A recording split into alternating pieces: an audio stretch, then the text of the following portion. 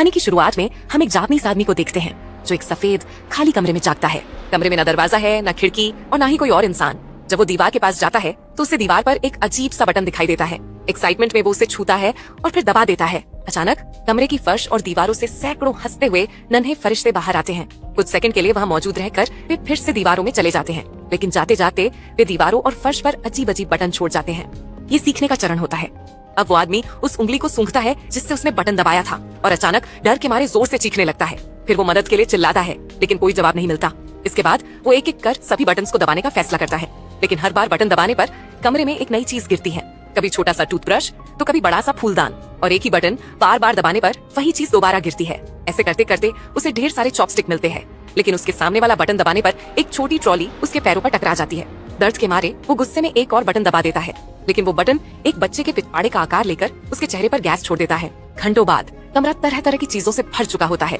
थक हार कर आदमी एक बॉल दीवार पर फेंकता है जो गलती से एक बटन दबा देती है और उसे सुशी मिलती है। भूख से बेहाल आदमी खुश हो जाता है, लेकिन वो देखता है कि उसके पास सोया सॉस ही नहीं है। वो बटन को बार बार दबाता है इस उम्मीद में कि सॉस की बोतल मिलेगी, लेकिन हर बार सिर्फ सुशी ही गिरती रहती है। हार मानकर वो बिना सोया सॉस के ही सुशी खाना शुरू कर देता है। जैसे ही वो आखिरी पीस खत्म करता है, वो और सुशी के लिए फिर से बटन दबाता है, लेकिन इस बार आखिरकार सोया सॉस की बोतल गिरती है। गुस्से में आकर वो बोतल को फेंक देता है। अचानक एक बटन से उसे पुराने जमाने का 3D चश्मा मिलता है। जैसे ही वो चश्मा पहनता है, उसे एक नन्हा फरिश्ता दिखाई देता है जो अपने बटन की तरफ इशारा कर रहा होता है। वो सोचता है कि शायद यही रास्ता है, लेकिन जैसे ही वो उस बटन को दबाता है, उल्टी गिनती शुरू हो जाती है और जैसे ही गिनती खत्म होती है, ऊपर से एक बच्चे का पिछवाड़ा उसके मुंह पर गैस छोड़ देता है। घंटों बाद वो एक मजेदार किताब का 5वां पार्ट पढ़ चुका होता है। एक्साइटमेंट में वो 6वें पार्ट के लिए बटन दबाता है, लेकिन 6वें पार्ट की जगह उसे सीधा 7वां पार्ट मिलता है। गुस्से में वो और बटन दबाता है, जिससे उसे 8वां और 9वां पार्ट तो मिल जाता है, लेकिन 6वां पार्ट अभी भी नहीं मिलता। तभी अचानक एक बटन दबाने से पीछे की दीवार में छिपा हुआ एक दरवाजा खुल जाता है।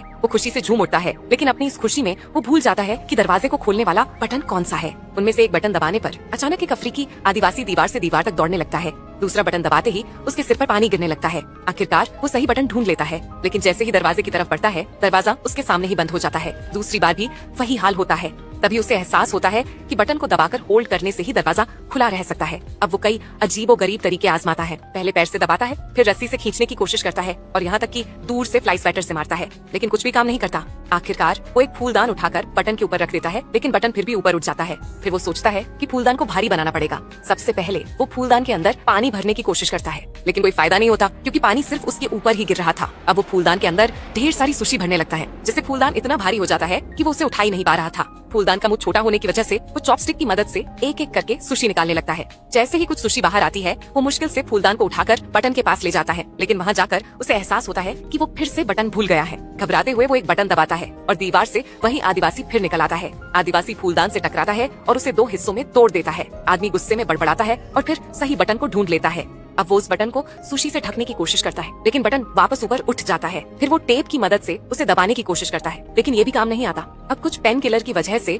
वो अच्छे से सोकर उठता है। उठने के बाद उसे ब्रश करने की जरूरत महसूस होती है, इसीलिए वो पानी गिराने के लिए एक बटन को दबाता है। हालांकि वो गलत बटन होता है, लेकिन उस बटन की वजह से एक लंबी रस्सी ऊपर से गिरती है, जिससे आदमी का मूड तुरंत ठीक हो जाता है, क्योंकि उसे दरवाजे तक पहुंचने का आइडिया आ गया था। अब वो बटन दबाता है और रस्सी पर झूलते हुए उस दरवाजे के पास टाइम रहते पहुंच जाता है, लेकिन अंदर जाते ही वहाँ पर एक और दरवाजा होता है। वो उसे खोलने की कोशिश करता है, पर दरवाजा लॉक होता है। अब वो पहला दरवाजा बंद होने से पहले रूम में वापस तो आ जाता है, लेकिन दरवाजा उसके पीठ पर लग जाता है। गुस्से में वो दीवार पर एक बटन पर जोर से लात मारता है, जिससे रूम के बीचों बीच एक चाबी हवा में तैरने लगती है। वो तुरंत समझ जाता है कि ये चाबी दूसरे वाले दरवाजे की है, लेकिन दरवाजे की तरह ही कुछ देर बाद ये चाबी भी गायब हो जाती है। इसीलिए अब इस आदमी को चाबी के साथ साथ दरवाजे को भी खुला रखने का तरीका ढूंढना होगा, मगर सबसे पहले उसे फिर से उस बटन को ढूंढना होगा जिससे चाबी आती है, क्योंकि वो उस बटन को भूल गया था। वो दीवार पर एक रैंडम बटन को दबाता है और अचानक वहाँ से एक कुत्ता निकलकर उस पर भौंकने लगता है। दूसरी बार भी वही होता है, लेकिन तीसरी बार उसे आखिरकार सही बटन मिल जाता है। इसके बाद वो बटन को देखते देखते पीछे की ओर जाता है और वहाँ रखी सुशी लेकर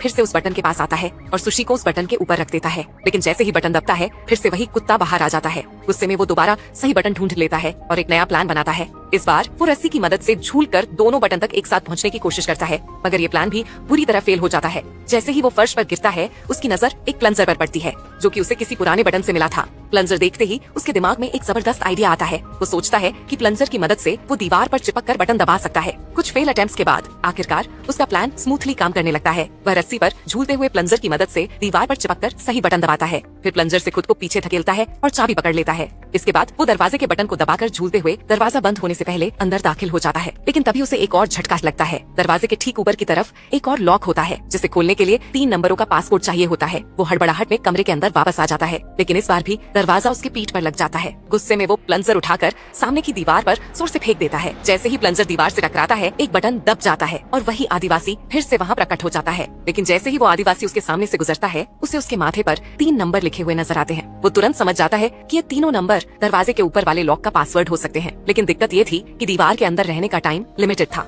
इसीलिए वो जल्दी जल्दी 3 बार दीवार के अंदर जाकर हर बार एक एक नंबर डालता है। जैसे ही तीनों कोड मैच हो जाते हैं, लॉक खुल जाता है। वो राहत की सांस लेता है, लेकिन तभी उसे पता चलता है कि पहला दरवाजा बंद हो गया। अब वो खुद को अंदर फंसा हुआ पाता है। इस बार जगह इतनी कम थी कि वो दरवाजे को खोलने की कोशिश भी नहीं कर पा रहा था।